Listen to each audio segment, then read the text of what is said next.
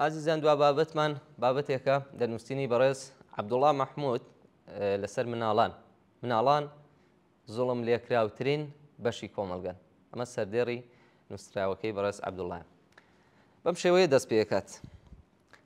پێویست بە بەڵگەهێنانەوە ناکات کە لە کۆمەڵگەی چینایەتی ئێستادا مناڵان بێبەشترین و ستەم لێکراوترین توێژی کۆمەڵگان.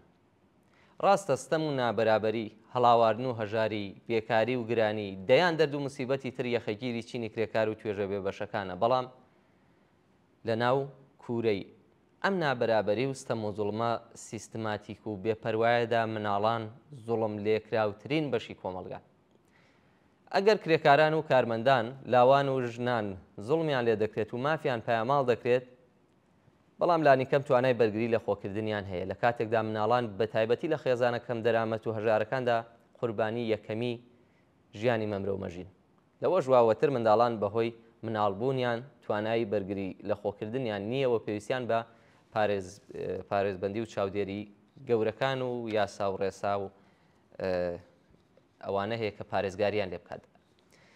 ئەگەر لە بەشێک لە وڵاتانی دنیادا تا ڕادەیەک مافی منداڵان بە فەرمی ناسراوە و دەوڵەت و یاسا بەرگری لە ماف و داخوازیەکانیان دەکات، هەڕەشە لێدان و سوکایەتیکردن پێیان یاساغا، کارکردن و سوئیسفادە و بەدکەڵک وەرگرتنی سێکسی و بەکارهێنانیان لە ڕیزەکانی سوپا و بۆ جەنگ و ئەوانە بە یاسا قەدەغە کراوەوە بێگوێدانە هەڵی و مەرجی خێزانیان لە ڕووی مافەکانیان پارێزراوە، بەڵام بە شێوەیەکی گشتی ئەگەر باز لە ئەو مەسەلەیە بکەین لە زۆربەی هەرە زۆری دنیادا هێشتا منداڵان لە سەرەتاییترین مافی مناڵی خۆیان نەک بێبەشکراون، بەڵکو هاوکات کارکردن بە مناڵان، هەڕەشە و چارەسوورکردنەوە لەیان و ئازاردان بەکارهێنانیان لە سوپا و جەنگدا تا دەگاتە بەدکەڵک وەرگرتنی سێکسی و گرتنە ئەستۆی بژێوی خێزان ڕاستیە شەرماوەڕەکانی دنیای ئەمڕۆن.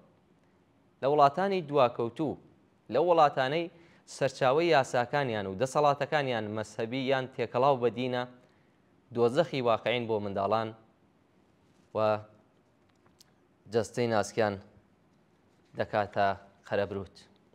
دەوڵات و شوێنی وەکو عێراق و کوردستاندا کە جێی سەرنجی نووسەرە هەڵێت کە بەشێکی زۆری منداڵانی چین و توێژە نەدارەکان ئەو توێژەن کە لە خوێندن و پەروەردە بێبەشن. ئەوانەشی شانسی چوون بۆ قوتابخانەیان هەیە لە ژووری بچووکدا لە 30 بۆ 50 قوتابی لێوێدا نیشتەجێ دەکرێن. 3 شیفت دەوام هەیە بەهۆی نەبوونی ساختمان و بینای قوتابخانەوە. ڕێوشوێنی خوێندنی قورس و ترس ئامێز و دواکەوتوانەیە لەو شوێنانە. شوێنی یاری وانەی سەرگەرمی کەمە، لە زۆر لە قوتابخانەکاندا ترس و سوورکردنەوە هەیە، تەنانەت لێدانی شێشتا ماوە و بەشێکی زۆری منداڵان بەهۆی سەختی ژیانەوە دەخرێنە ناو بازاڕی بێڕەحمی کاری پیشەییەوە. لێدان و ئازاردان لە ماڵەوە بۆ قوتابخانە ڕاستیەکی حاشا هەڵنەگرە. تێکەڵ بە کاری سیاسی دەکرێن و ژمارەیەکی زۆریان تێکەڵ بە خوراافەی دینی دەکرێن. مزگەوت بۆ کوڕان و حجاب پۆشی بۆ کچان هەیە. لە قوتابخانەکاندا لە یەکتری جیا دەکرێنەوە، نامە و بە یەکیان دەکەن. یاری کوڕانە و کچانە هەیە بە ئاگر و دووپشکی جەهەنەم دەترسێنرێن و وانەی دینیان پێدەوترێتەوە. بە کورتیەکەی لە ژیانێکی تا بڵێ دژواردا ڕاگیراون. لە جیاتیەوەی گەورەکان گوێ لە مناڵان و خواستەکانیان بگرن، بە مناڵان دەڵێن گوێڕایەڵ بن. مناڵان وەک ئینسانی تەواو تەماشا ناکرێن. بە پاساوی ئەوەی کە لە شت تێناگەن، ڕاستیەکانیان پێناوترێت و هەوڵ دەدرێت شتگەلێکی زۆربیان لێ بشاردرێتەوە. ئەم هەلومەرجە ڕێگەلەوە دەگرێت مناڵان لەزەت لە ژیانی مناڵانەی خۆیان ببینن.